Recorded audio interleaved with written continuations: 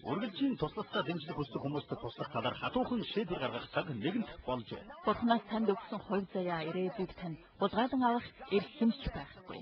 Бурхан үгүй гэж байгаа зүйлд та бас үгүй гэж, Бурхан заа гэж байгаа бол та бас заа гэж хэлж сурах хэрэгтэй.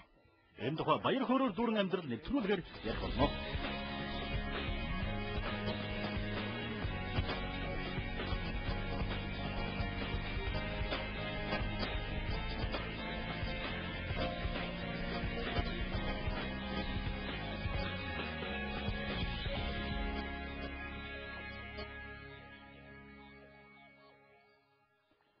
Баяр хөөрөөр дүүрэн амьдрал нэвтрүүлэх тавтаа морилно. Өнөөдөр бид цахилгаан болон өөрийгөө хянан захирах нь ямар чухал байдаг талаар ярилцсан.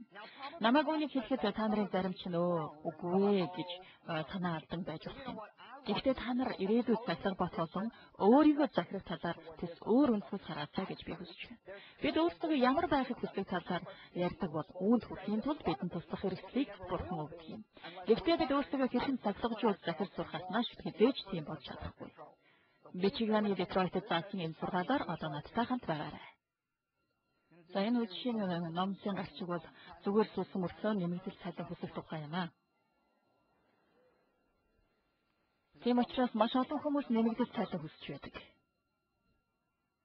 Тэд бүхэл сайн сайхан зүйлс, ерөөл, амлалтууд болон эрх өөрчлөлтийг хүсдэг. Гэвч тэд хийх ёстой үүргээ биелүүлэхийг хүсдэггүй. Бурхан тэднээс юу хүссэнийг. Египтэс гашин номын 32 дугаар бүлгийн 25 дугаар эшлэл. Ард түмэн бүх замбраагүй дуулуургүй болсныг Мөсе харав. Учир нь Аарон тэднийг замбраагүй болгож, дайснуудын дунд хургуудан ичгүүртэй болгожээ. Цагуур болсон гэдэг нь элэг дог болсон гэсэн үг юм. Тэд энэ замбраагүй дуулуургүй болсон байна. Тэд өөрсдийгөө хянах ямар ч аргагүй болжээ. Тэд удирдах хяналтанд ороос бүр мөлсөн гарсан байна. Тэд өөрсдийгөө захирах чадвараа алдаж, дайсан нь эдэглэн шоолжээ. Бид заримдаа ёрын нэгэн арднаа зогсоод бидний хэрхэн шоолж янэдэг болоо гэж боддог. Яагаад гэвэл бид амьдралдаа ямар цаглах бат өөрийгөө хянан захирч чаддаггүй. Энэ мэт амьдралдаа юунд ч хүрэхгүй гэдгийг тэр мэднэ. Захилах батгүй авиас бол 8 жил дугуйтаа тишүүрээр явж байгаатай адил. Энэ талаар агшин зур та бодоод үзээрэй. Энэ тэндгүй баах юм хөдлөөд байдаг харин энэ нь урагшлах уу, уграх уу гэдгийг та яаж мэдэх аргагүй. Миний хувьд Бурхан бэлэг авиас болон чадварыг нь өгчихсөн байсараа л энэ хүү бэлэг авиасаа зөв голдрол руу чиглүүлэхийн тулд өөрийгөө цахилгаажуулдаггүй хүнээс илүү харамсалтай зүйл энэ дэлхий дээр байхгүй билээ. Харин маш олон хүн бусдыг хараад тэдэнд байгаа юмнаас нь болж атаархдаг. Тэдний юу хийж байгаа зүйлээс нь болж атаархдаг. Тэдний амьдралдаа хүрсэн амжилтны төвшөнд нь атаархдаг. Бараг бүх тохиолдолд атаархагч нь нөгөө бусдын бүтээснийг хийж тэдний хүрсэнд хүрэхийн тулд оролдохыг ч хүсдэггүй юм аа. Амен. Бид ямар ч гавьяа зүтгэлгүйгээр нэмэгдэл цалин хүс авах хүсэлтэй байдаг. Бид сэтгэл хөдлөлөө захирдаггүй бол, санаа бодлоо удирдан хяндаггүй бол, хил амаа захирдаггүй бол, хийж үйлдэх маань удирдах хяналтгүй бол, хэрвээ бид зүгээр мэдрэмж болон өөр хин нэгний дураараа бурсан зүйл юм уу? Зам таарсан шалахгүй жижигхэн адармаа. Биднийг захирахыг зөвшөөрвөл та хизээж амжилтанд хүрэхгүй. Би өөрийгөө илүү их захирч чаддаг ч болоосоо. Би сахилга батцаач байгаасаа гэж хүсэж байна гэх мэт. Хэрвээ та хэрэг сэтгэлтэй хүн бол та өөрийгөө хянан захирах чадвартай байх ёстой. Учир нь өөрийгөө захирах нь сүнсний бэлэг авьяасын нэг юм аа. Хэрвээ танд ариун сүнс байгаа бол тань сүнсний энэ үр жимстэй ажил таарна. Энэ бол яг булчингийн дасгалтай адилхан. Хэрвээ та аль нэг булчингаа дасгалжуулдаггүй бол энэ нь судардаг. Өөрийгөө захирлгүй өнгөрч байсан амьдралынхаа зарим хүрээнд та шинэ хөвшил төрхийг бүрдүүлнэ гэсэн шийдвэрийг энэ цуглааны үеэр олон хүн гаргах шаардлагатай байна. Хуучин зурслаас салахын тулд 30 хоног хэрэгтэй байдаг бөгөөд шинэ зан хэвлэлтэй болоход бас 30 хоног өнгөрдөг гэж хүмүүс ярьдаг. Хэрвээ та 30 хоногийн турш ямар нэг юмтай эвлэрч хэвших юм бол хожим нь энэ төрлийн юм нь таны нэгэн хэсэг болж үүнийг цаашид хийж үүсгэхэд тийм хэцүү байхаа болдог. Хэрвээ та 30 хоногийн турш ус ихээр уувал энэ хугацаанаас та усыг их хүсэж ундаасдаг болно. Олон хүн би ерөөсөө усан дургүй би зүгээр ус ууж чаддгүй юм а гэж ярьдаг.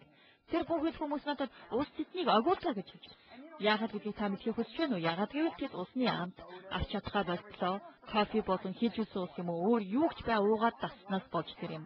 Би ус их уудаг, би өргөж усаар ундаасдаг гэж юутхан хэлж болно. Би ер нь дандаа өөртөө ус авч явдаг. Би дандаа ийм байгаагүй. Та шинэ хэвшил банк хөгжүүлж чадна. Амен. Тэр бүхэл та үгдэн яншиж бухимдах, зургуулсах болон амтлах зуршаа эвдэж, бусдыг үнэлж талархсаа илэрхийлдэг хэвшмэл занг хөгжүүлж болно шүү дээ. Та зүгээр нэгийг нь хийхээ болоод нөгөөгийг нь үлдэж эхэл. Та зөвхөн сэтгэл хөдлснийхээ дагуу үлдэж болохгүй. Үүний оронд та юу хийх ёстойг мэдснийхээ дагуу үлдэх хэрэгтэй. Сургаалт төгсгийн 16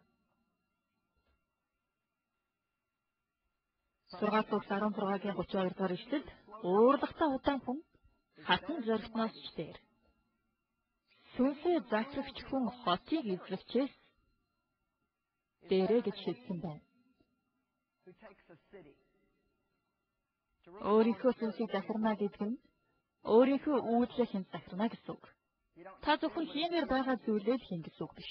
Та дур хүсэл болгоноо дагахгүй байна гэсэн үг. Энэ нь та дэлгүүрээр явахдаа 75% хямдрал гэсэн удаан тэмдэг харангуйтай. Үнэн хэрэгтээ ерөөсөө ч хүсээгүй байсан баахан юм худалдаж авчлаа уруу таталтанд орох хэрэггүй гэсэн үг юм. Таны зочийн үүнд үнэхээр хүрэхгүй гэдгийг мэдсээр байж зөвхөн хямдралтай байгаа учраас та ингэж болохгүй үстэй. Та өөрийн сүнсээ захирч байгаа үед дур хүсэл ямарваа гэрэлсэн сайхан санаа хийгээд гинтийн шатлалтанд захирагдан хөтлөгдөхгүй. Хэтрүүлэн ихэлдэг хүмүүсийн олонх нь гидсэндээ юм чихэн дүүргэхдээ бүр юу идэж байгаагаа ч мэддэггүй гэж би боддгийг. Тэд идэх юм харахад жоохон юу идэхээ сонголгүйгээр харин зүгээр л эмний чихрийн цуглуулга байна. Зүсэм шоколад байна. Ажил дээр кофе чанаас аппаратаар өсөн чи хөө хинэн тончиг авчраад тавьсан юм болоо.